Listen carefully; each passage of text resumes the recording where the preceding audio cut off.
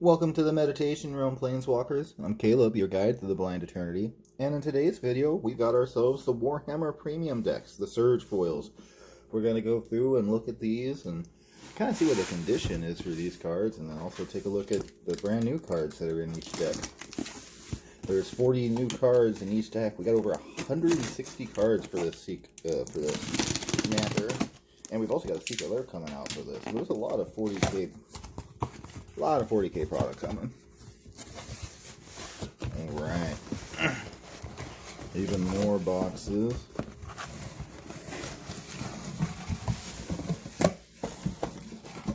Alright.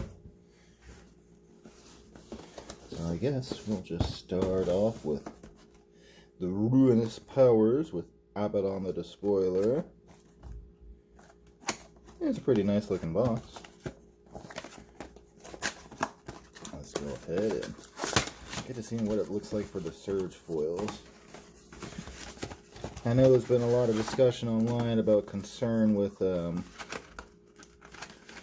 foiling. If we're going to get a... Ooh, they maybe include a little deck box. Nice. If we're going to end up having Pringled cards, I really hope not. I like this little deck box. It's a nice little inclusion.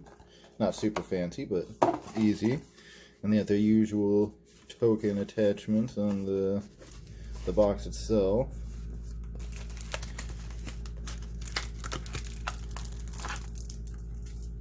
And then the usual life counter insert.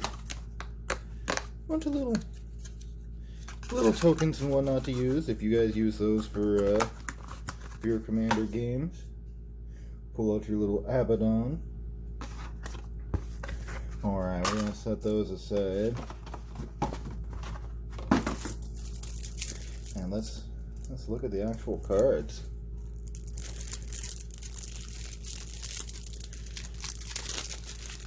So we got our first one. Abaddon the Despoiler. That surge foiling is interesting. I do like it. It really gives a very nice sheen. So we got Abaddon the Despoiler, the main commander for the deck. He's got Trample, mark of the Chaos Ascendant. During your turn, spells you cast from your hand with mana value X or less half cascade, where X is the total amount of life your opponents have lost this turn. This guy is just going to be so strong, especially with like the cards that hit multiple opponents in red. And then we got the new Demon Lord that's going to make some big waves. Be'lakor, the Dark Master, with flying 6/5. Man, the foilings on these really do look very cool. And then we've got the Heralds of Tzeentch. 3/3 flyer with Cascade. Oh man, I can't. There we go. Nurgle's Rot. And a Blood Crusher of Corn. Trample. Other creatures you control have Trample. A lot of these cards are, this commander set, and overall between all of them, really set a higher bar compared to other decks. We don't get such a high power level. Herald of Slaanesh. Demon spells you cast cost 2 less to cast. Other demons you control have haste. I really think that some of these cards are going to make demon decks, especially that main Grixis demon, very powerful. We got a Noise Marine. The Seeker of Slaanesh. The Lost and the Damned. A Bioblight. Now that's a reprint. But gosh, again, the foiling and the art on these cards are so sweet. And there's not any curling. They actually look pretty good. Bituminous Blast. Assault Suit. Oh man, look at that Soul Ring. That is a gorgeous Soul Ring, especially with that Surge foiling. Oh man. These soul rings are going to be so good. The talisman, woof. That's a pretty talisman.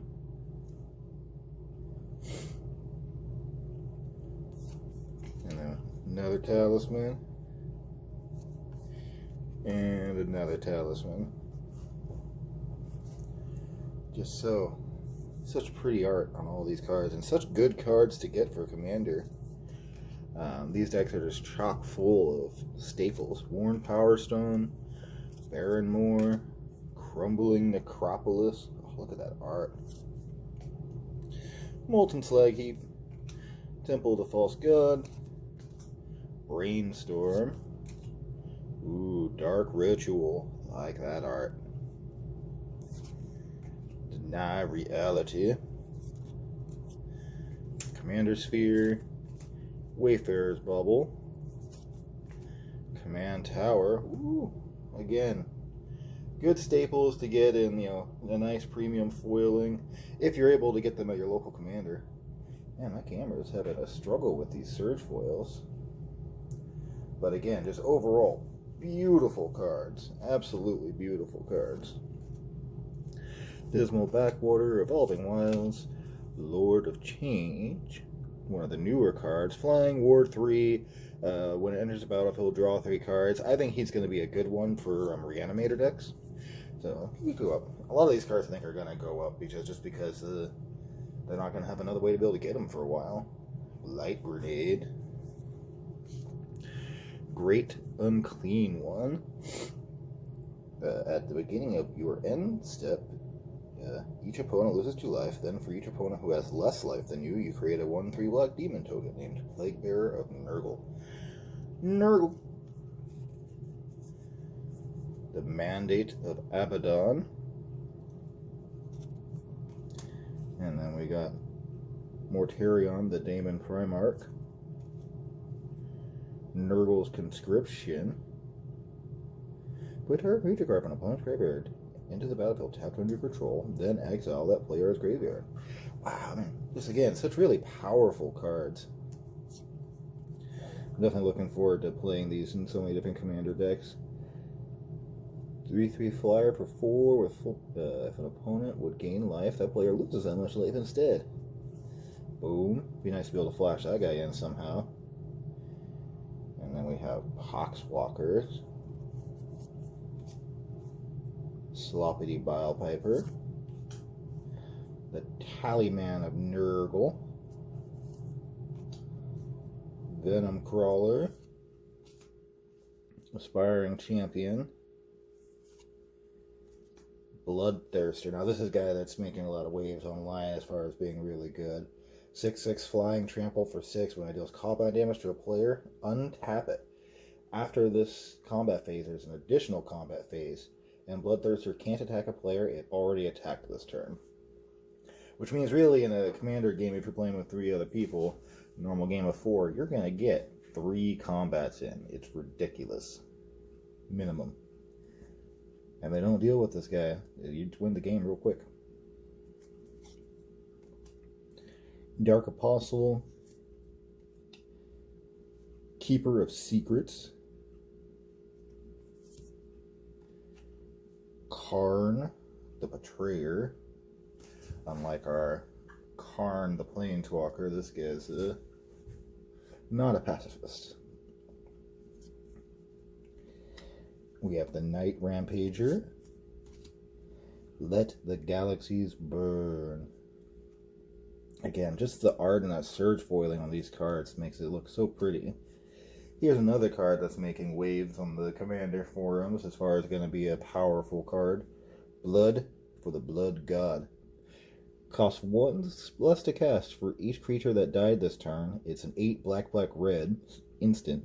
Discard your hand, then draw 8 cards. Blood of the Blood God deals 8 damage to each opponent. Exile Blood for the Blood God. Again, this is going to be so strong. You play a Blasphemous Act for 1 mana on a board full of creatures. You play this for 3 mana, new hands, deal a bunch of damage to your opponents. Just so strong. Chaos Defiler. Chaos Mutation. Draknien. Again, I just love all the art, that foiling on so many of these cards. Exalted Flamer of Zinch, Hellbrute,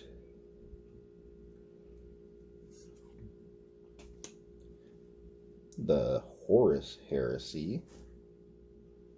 I think we're getting the saga of this type in each of the decks. Kill, Maim, Burn. Nice to get more modal cards for Commander. It's always good to have options. Lucius, the Eternal. Magmus, the Red. Mutalith, Vortex Beast. Pink Horror. That's another card I've seen that's going to potentially see a lot of play. I think it's got a nice effect for those Spellslinger decks, and then even when they do kill it, you get 2 more guys that you got to remove. You know, not a bad card. I definitely think it's definitely think I'm going to play it. I've got a Veyran deck that's going to go right into. The Ruinous Powers.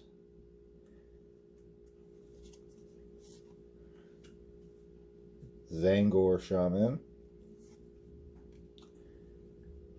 Past in Flames. That's a pretty reprint. Decree of Pain. Always good to see this card. Oh God, again, the art is just so great on all of these, especially with that surge foiling.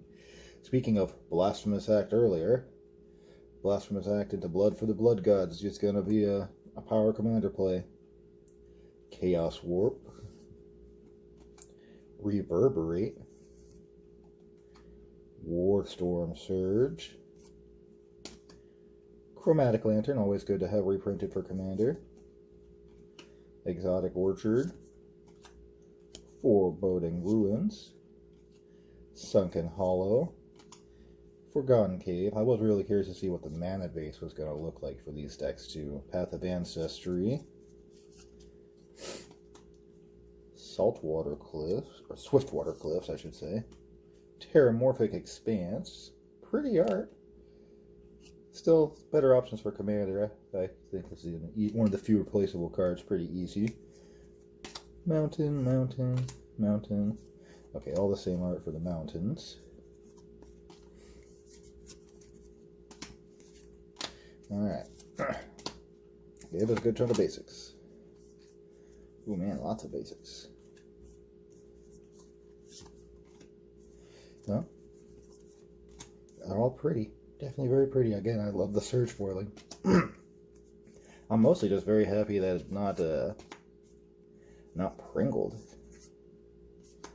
And then we've got our nice thicker card back version for those of you who like the thick card. Even that has the surge foiling. It's pretty sweet. And then the tokens the tokens have them too. That's pretty cool. And yeah, they are double-sided, so yeah, pretty sweet.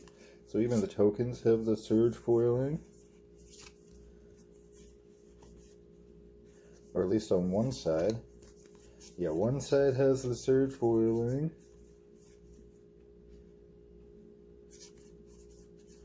But the back side does not. I don't know what the creative decision was in that, or if the foiling didn't work right doing it on both sides, but interesting. Different way to do it.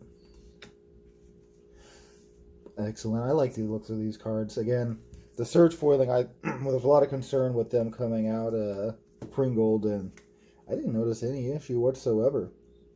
I think it's gonna hold up well for the long run, as far as those collectors who want to sit on this and put it aside. I've already seen it jumping up massively in price online. So hopefully you've been able to get a hold of it at your local game store. We're going to go through and open up these other boxes in the next few videos. Thanks again for joining me, Planeswalkers. Like, share, and subscribe if you haven't already, and I'll see you here for the next Warhammer 40k opening.